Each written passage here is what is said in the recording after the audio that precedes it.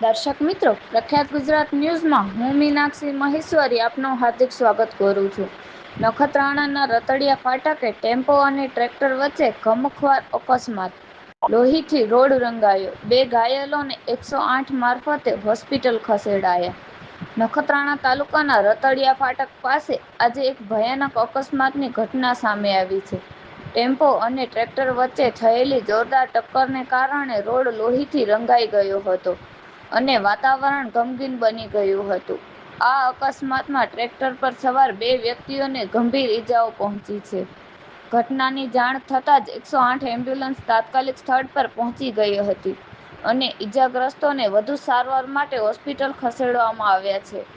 અકસ્માતના પગલે રતડિયા ફાટક પાસે લોકોના ટોળે ટોળા ઉમટી પડ્યા હતા. પ્રખ્યાત ગુજરાત ન્યૂઝ સાથે રિપોર્ટર રમજાન રાયમા, અય્યર, કચ્છ.